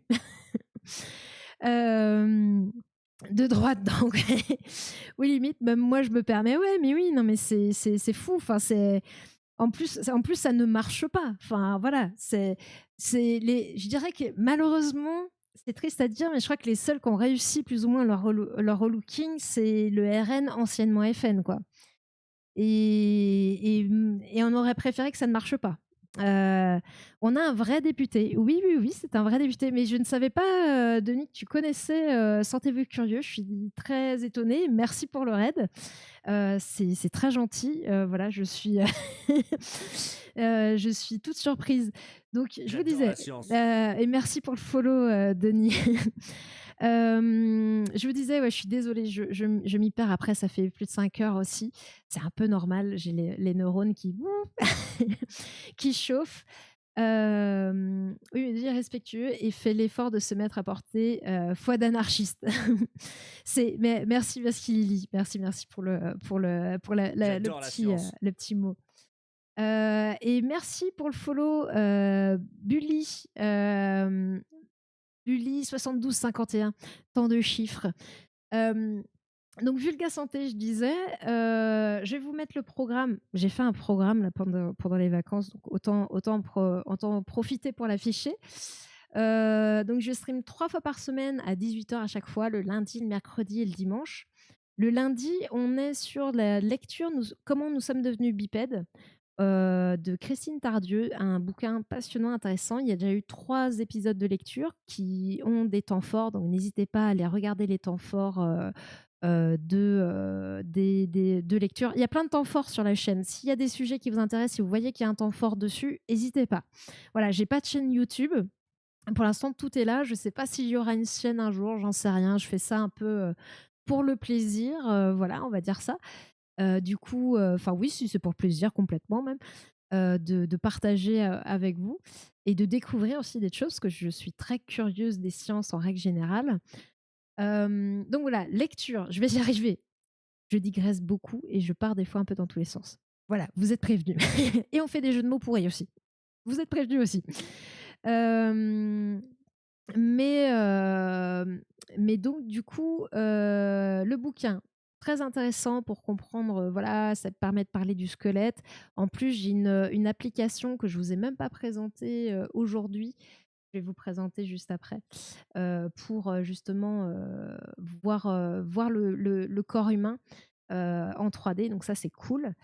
Que j'utilise de temps en temps aussi à d'autres moments, hein, pas que le lundi bien sûr. Le mercredi soir, Actu Santé, donc on lit des articles, des fois on regarde des petits docus, voilà, c'est un peu, mais normalement c'est plutôt Actu Santé. Et le dimanche, c'est React. On essaye, enfin en général, je trouve un documentaire sur un, je trouve où vous me proposez. Je dis je parce que pour l'instant, j'ai pas eu trop de propositions de documentaires, donc n'hésitez pas sur le Discord à faire des propositions. Je vais vous mettre les réseaux sociaux et le Discord du coup dans le chat si vous voulez rejoindre, parce que c'est vraiment le cœur de Sentez-vous curieux. Je reposte tous les articles, les vidéos qu'on regarde sur le Discord. Donc, comme ça, vous pouvez les regarder aussi à tête reposée si ça vous intéresse derrière. Donc, oui, il y a deux petits colocs derrière moi. Ah, ils étaient tous les deux là. Mais oui, il y a deux chats ici. C'est vrai que je les présente plus, mais il y a deux petits chats qui passent de temps en temps, Tidjo et Asia, qui sont aussi un petit peu les petites mascottes de la chaîne. Alors, je suis plutôt team chat, mais j'aime beaucoup les chiens et j'aime beaucoup les animaux aussi en règle générale. Donc voilà pour le programme. Hésitez pas à passer voilà, pour être curieux, tout simplement. En tout cas, merci beaucoup encore une fois pour le raid, Denis, c'est très gentil. Alors je vais vous montrer juste voilà, je vous parlais du logiciel que je vous ai pas montré, qui est ce logiciel-là, donc où je peux vous présenter vraiment le corps, faire des zooms.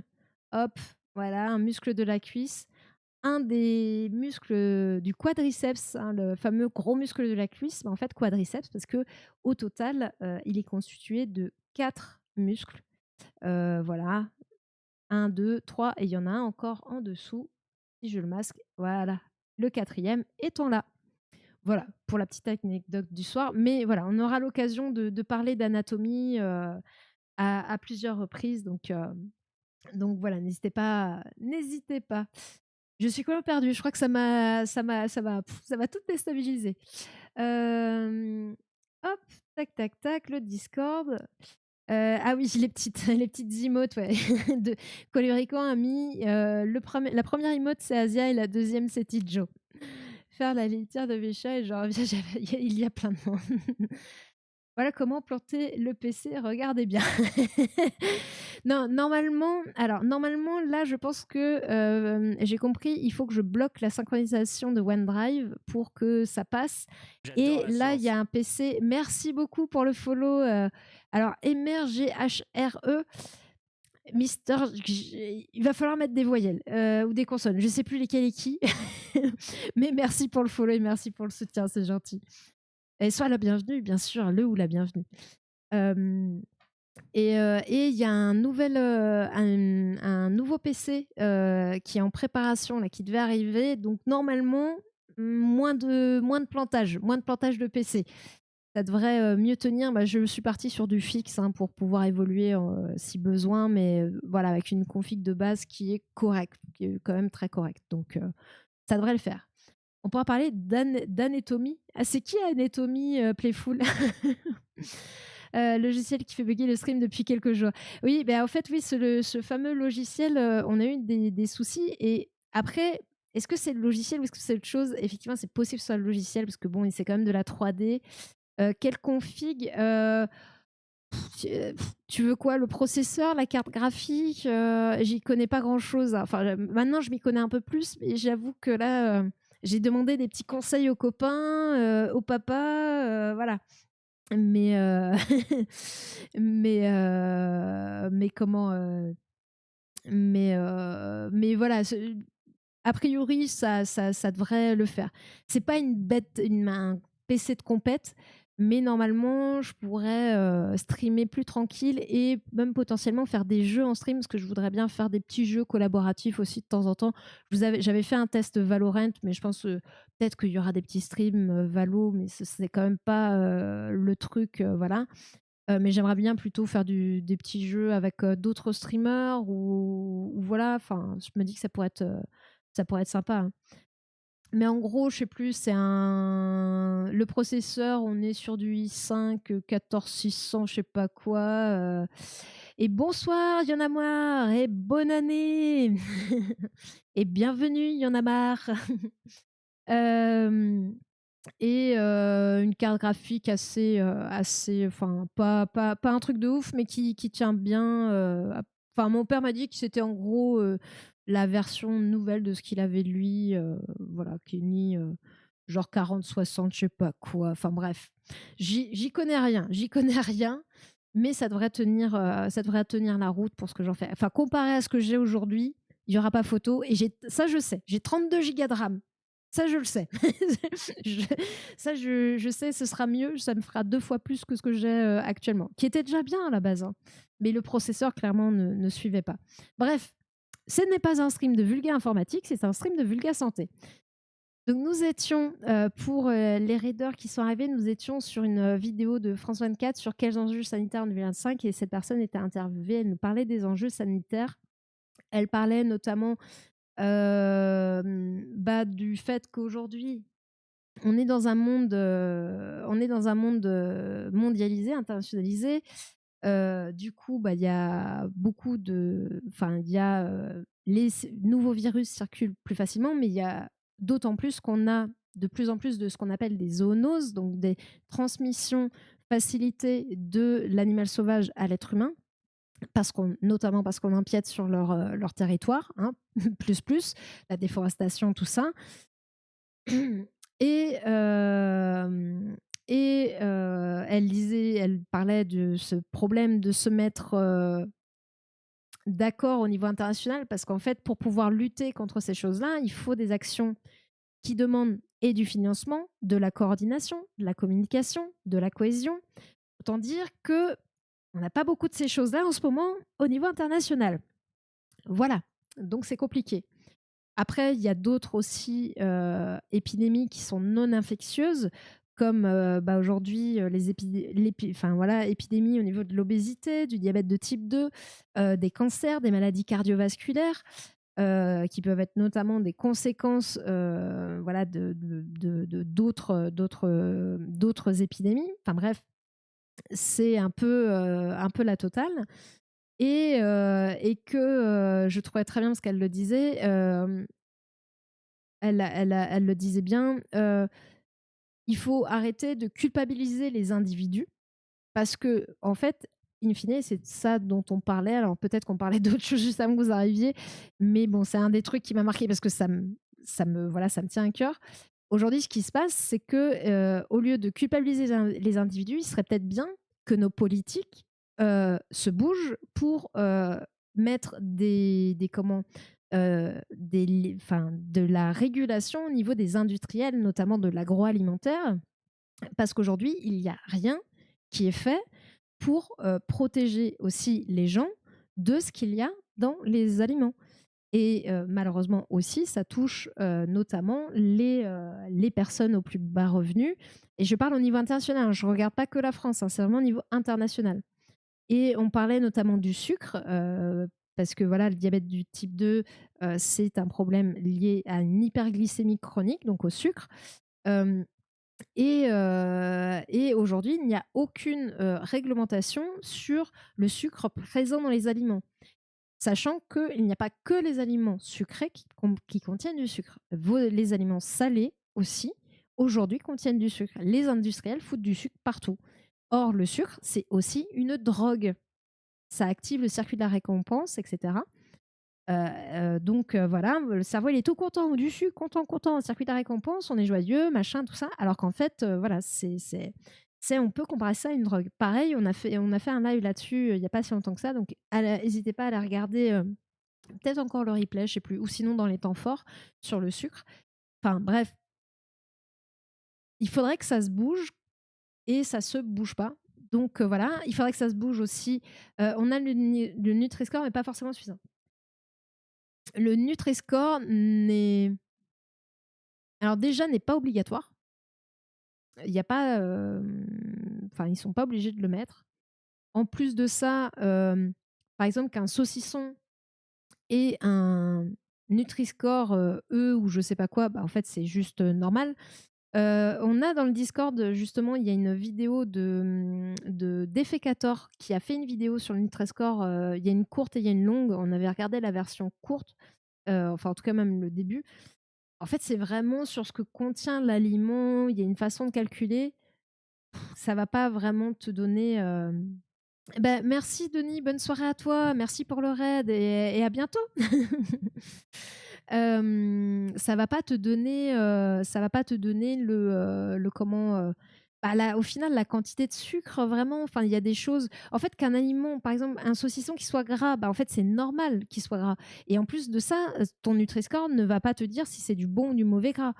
Ne va pas te dire si ce sont, ne va pas tenir compte du fait que ce soit des aliments peut-être bio, pas bio. Enfin, c'est vraiment complètement imparfait. Le Nutri-Score n'est vraiment. Limite, vaut mieux, mais bon, ça demande là plus de temps et c'est moins visuel. Vaut mieux utiliser l'application Yuka, quoi, qui aura plus d'infos. Mais rien que par curiosité, je vous parlais de l'OMS dit 50 grammes de sucre par jour. Il faudrait vraiment 25 grammes par jour parce que même 50, c'est trop. Et aujourd'hui, on a 90, entre 90 et 100 grammes par jour par personne. Regardez la quantité de sucre qu'il y a dans un aliment. Vous allez avoir la ligne, je crois que c'est glucides, dont sucre, et vous regardez le don sucre. Regardez la quantité de sucre qu'il y a dans vos aliments. Je pense que vous allez avoir des surprises. Donc, voilà. Mais le problème qu'il y a avec ça, c'est qu'il faut que les gens prennent le temps de lire toutes les étiquettes. Et même au-delà de ça, même si vous lisez les étiquettes, il faut que qu'il y ait d'autres produits qui sont accessibles pour vous financièrement, qui ne contiennent pas autant de sucre. Et là, on a un problème. Parce que, notamment pour les personnes qui ont le moins de moyens, ces produits sont moins accessibles. Donc bon, c'est problématique. En tout cas, l'affichage aujourd'hui n'est pas suffisant par rapport aux enjeux. Et les contraintes même de quantité de sucre dans les aliments sont complètement absentes. C'est pas qu'elles sont pas suffisantes, c'est qu'elles sont absentes. Donc, il y a aussi Charlotte Barbier sur la chaîne où elle intervient. Elle fait un sujet dessus. Pourquoi ça me parle et ça me parle pas? Tout. Alors, 2 petites secondes. Je regarde du coup un petit truc. Hop. OK. Alors, vidéaste, docteur en sciences d'éducation et vulgarisatrice en sciences sociales. OK, je crois que le nom me disait quelque chose, mais que je connais pas très, très bien. Faudrait que j'aille regarder un peu plus. Hem, hop, c'est souvent malheureusement les produits les moins chers qui sont le plus chargés en sucre et en sel. Oui, en plus. Bah, c'est pour ça qu'aux États-Unis, c'est les endroits en plus, enfin, ils font, enfin, quand vous avez de toute façon une bouteille d'eau qui est plus chère qu'une bouteille de coca, il y a peut-être un problème quelque part les gars, quoi. Voilà. Ah bon, on va continuer du coup, c'était pour faire un petit peu un résumé de plus ou moins de de ce qu'elle disait. Est-ce que je remonte un petit peu? Heu et que en fait, bah, voilà, ça mériterait des actions et internationales et de politiques, fortes, concrètes, pour pouvoir avoir des avantages, enfin des améliorations au niveau de la santé. Ah oui, il y a forcément l'environnement, nous vivons dans dans l'environnement, enfin avec notre environnement, et forcément le changement climatique a aussi un impact sur la santé. Donc c'est vrai que, comme elle disait, la santé est un peu l'oublier ces derniers temps, parce que, bah, déjà il y a eu le Covid et qu'on en a peut-être un petit peu marre, mais aussi parce que, heu on parle du changement climatique parce que d'autant plus, c'est la première année 2024 où on a dépassé 1,5 degré de plus en moyenne sur toute l'année 2024, 1,52 précisément. Hem et que ça impacte notre santé, les différentes industries, enfin que ce soit la production de vêtements, enfin, il y a plein de choses qui impactent notre santé, mais on aborde ces sujets différemment sans se rendre compte qu'en fait tout ça, bah, nous impacte en fait. Et ce qui fait que, bah, voilà, ça passe, il y a un petit peu, un petit mélange des genres, pour, «Non, non, mais voilà, il y a pas de problème». contre les politiques de santé publique. Donc en fait, on ne peut pas demander aux gens de prendre les bonnes Ok, Lénie, moi. décisions pour leur santé si, un, ils n'ont pas l'éducation sanitaire qu'il faut, et clairement dans la population générale, on ne le fait pas du tout, et d'autre part, si la seule chose qui est à leur disposition, ce sont des produits ultra transformés, des voitures et des villes qui sont faites que pour les voitures. Donc en fait, on a une sédentarité, une alimentation qui n'est pas adaptée à notre fonctionnement physiologique, parce que malgré tout, celui-ci il reste tel que l'on est, et une publicité littéralement pathogène qui nous martèle d'aller vers ces comportements qui vont générer une pathologie 20 ans plus tard. Cette temporalité, elle est pratique, parce que du coup, on dit « Ah non, c'est pas notre faute, c'est parce qu'ils ont fait ceci, ils ont fait cela, ils ont fait ça ». Mais in fine, c'est l'accumulation des cadres des contraintes qui devient pathogène à la fin. Oui, en fait, c'est très facile de se décharger sur ce truc-là. Genre, bah non, c'est pas nous. Alors déjà, la personne doit, bah, elle est responsable d'elle-même. Ouais, mais quand on t'a matraqué, et même depuis l'enfance, hein, les pubs,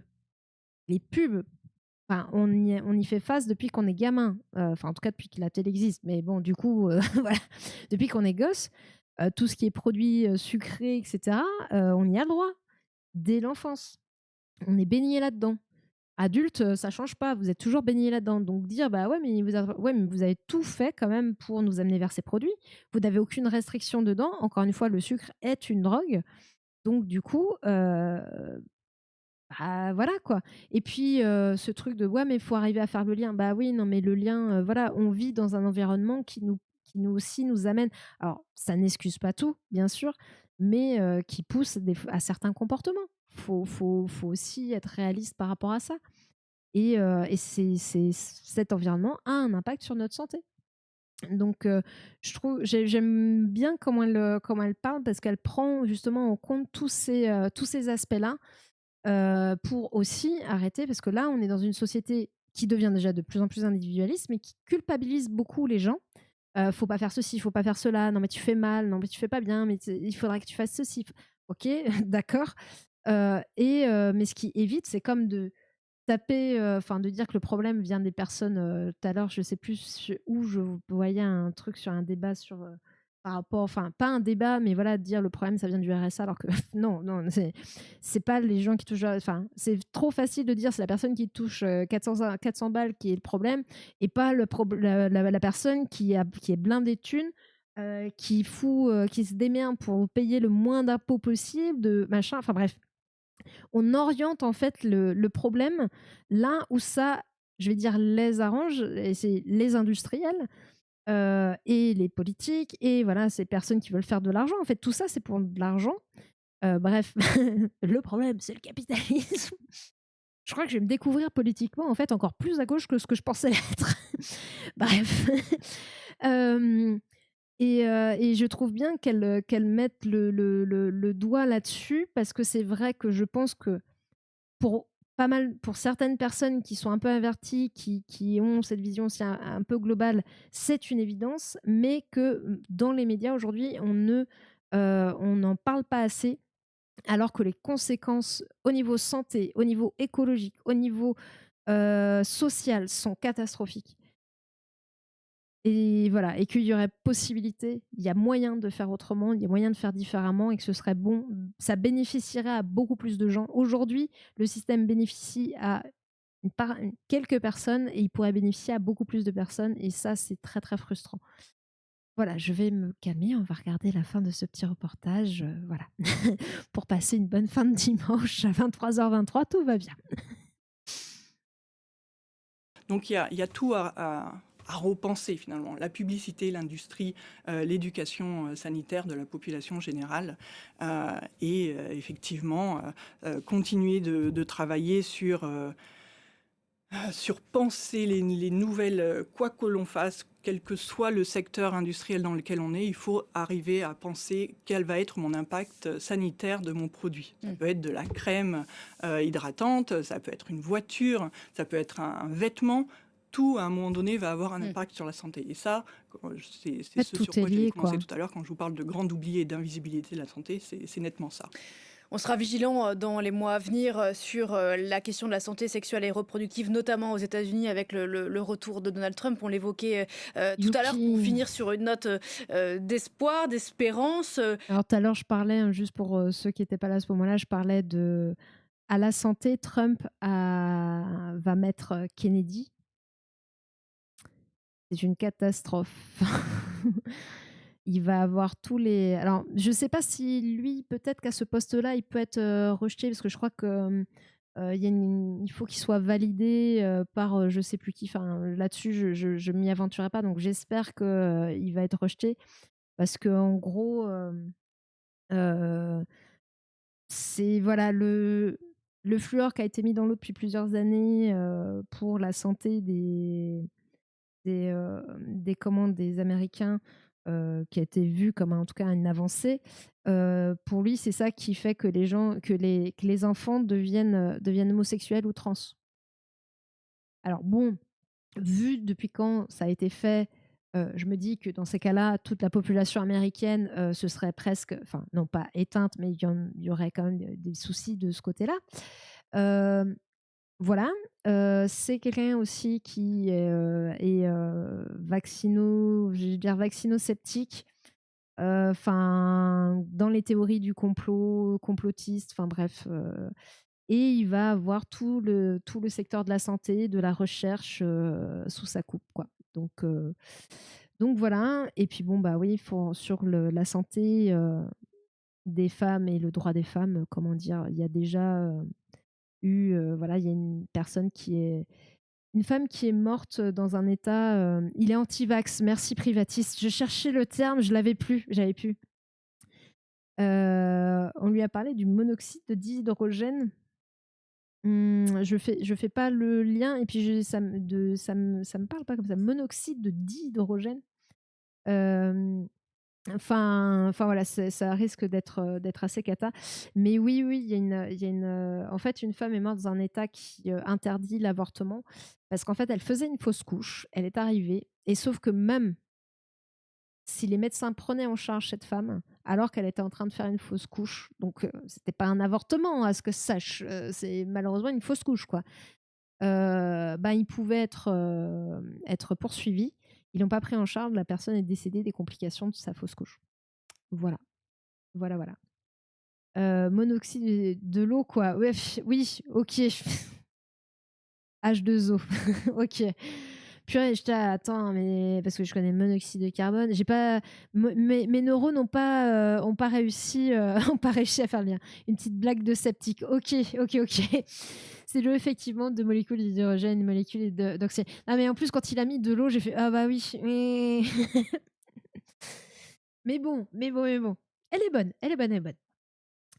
Donc ouais, ça, j'avoue que ouais, je sais.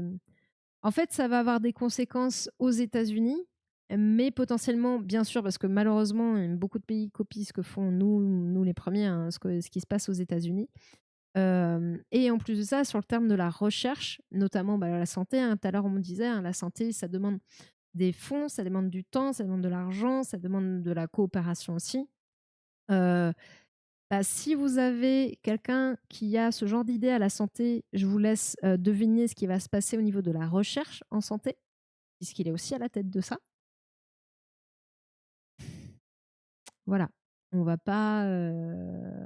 En sachant que forcément, les États-Unis aujourd'hui ont quand même un fort impact au niveau de la recherche scientifique dans le domaine de la santé, mais pas que. Mais si on prend ce qui nous intéresse du domaine de la santé, bah, ça risque de pas faire avancer les choses, quoi. Voilà. Donc, je vous avoue que pour plein de choses, c'est inquiétant, c'est très inquiétant. Parce que j'étais déjà inquiète quand Trump est arrivé la première fois, mais il n'était pas prêt, il n'était pas entouré. Aujourd'hui, il est prêt, il est entouré et il a un plan. Et ça, et il est entouré de dingues comme lui, hein. Quand tu vois Musk, quand tu vois Kennedy, enfin voilà, et j'en passe. Je ne sais pas ce qui va se passer. J'espère que dans 4 ans, les Américains pourront encore voter et qu'au niveau santé, ce ne sera pas la cata. Parce que si vous avez un gars, en fait, aussi comme Kennedy, à la santé aux États-Unis et que vous avez une nouvelle épidémie Déjà que Trump avait rien fait de particulier à l'époque, ça a été un peu une cata pour les Américains, sur plein de plans, hein, pas forcément que au niveau de santé, mais le fait qu'il ait rien fait, voilà. Voilà, voilà. Ça ne présage rien de très, très bon. Après, trop de H2O tue aussi, oui. Oui, oui. Je sais plus comment on appelle ça d'ailleurs, quand il y a une pathologie comme ça où tu bois trop d'eau. J'ai su le nom, mais là, ça me revient pas. Mais bon, c'est aussi qu'il commence à se faire tard. Mais oui, oui, trop d'eau, c'est pas bon non plus. Note d'espoir et L'année d'espérance. 2025 sera à nouveau, j'imagine, une année de recherche et peut-être de découverte dans la lutte contre le cancer. Vous l'évoquiez dans la lutte contre le VIH, sur la Oui, question des vaccins notamment. J'espère que tu as sur la raison, le question des Nîmois. vaccins, c'est vrai que le vaccin à RNM, qui a été celui du Covid, Mais malheureusement, ils ont un but, ils ont des buts communs. Et ça peut pousser les cons dans le même sens, malheureusement.